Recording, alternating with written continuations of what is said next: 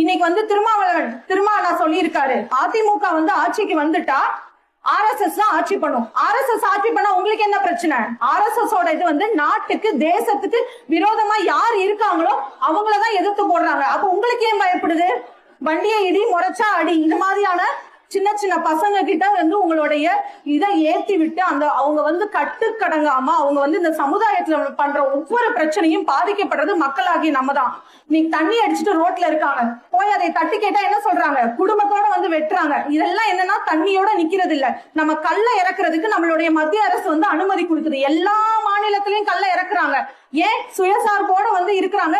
அந்த ஒரு உடல் உழைப்புக்காக கஷ்டப்பட்டு அவங்க வந்து குடிக்கிறாங்கன்னா அது வந்து நல்ல ஒரு பொருளா இருக்கட்டுமே. எதுக்கு வந்து இன்னைக்கு டாஸ்மாக்ல வந்து 50,000 கோடி வந்து வருமானத்தை கூட்டி வச்சிருக்காங்க? நம்ம செந்தில் பாலாஜி அண்ணனை பத்தி நமக்கு நல்லா தெரியும். வேற எந்த துறையும் வேணாம், இது ஒண்ணு இருந்தா கோயம்புத்தூருக்கு வந்து வெள்ளி கொலுசு வந்துச்சா அடுத்து மூக்குத்தி வருதான். இவர் யாரு நமக்கு மூக்குத்தி கொடுக்கறதுக்கு?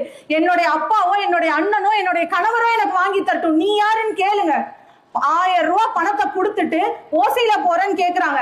நம்மள நிம்மதியா வாழ விட்டா போகணும். ஒரு முதல்வரா அவருடைய கடமை என்ன? நல்ல விதமான போக்குவரத்து தரணும். அதுல வந்து டிக்கெட் எடுத்து எங்களுக்கு போய்க்க தெரியும். எங்களுடைய தன்மானத்தை ஒரு கேள்விக்குறியா வச்சுட்டு நீங்க தொடர்ந்து எங்களை வந்து அவமானப்படுத்துற விஷயம் வேணாம். இன்னைக்கு இந்த 5000 ரூபாய் பணத்தை இதோட கடன் சுமை யார் தலையில போகுது? 2 மடங்கு கடனை வந்து உயர்த்தி வச்சிருக்கீங்க. இன்னைக்கு வந்து ஒவ்வொரு பிரச்சனையும் பாரத பிரதமர் தொடர்ந்து பல வருஷங்கள் போராட்டத்துக்கு அப்புறம் 33% பெண்களுக்காக கொண்டுட்டு வந்து கொடுத்திருக்காரு. ஆனா இதெல்லாம் முடிச்சுட்டு வந்து பார்த்தா நம்ம முதல்வரும் நமக்கு 33% கொடுத்திருக்காரு. எதுக்கு தெரியுமா? பெண்களுக்கு எதிரான பாலியல் குற்ற வழக்கு வந்து 33% கூடி இருக்கு நம்மளோட தமிழ்நாட்டுல.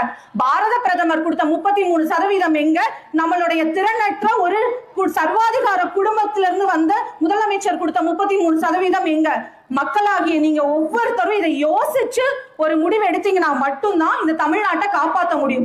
இனி ஒரு முறை இந்த சர்வாதிகார குடும்பத்துக்கிட்ட நம்மளுடைய தமிழ்நாட்டை ஒப்படைச்சிங்கன்னா கண்டிப்பா ஒண்ணுமே மிஞ்சாது.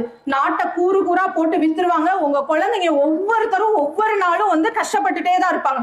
உங்க குழந்தைங்களுக்கு நல்ல ஒரு வளமான எதிர்காலத்தை கொடுக்கணும்னா சிந்திச்சு செயல்படுங்க.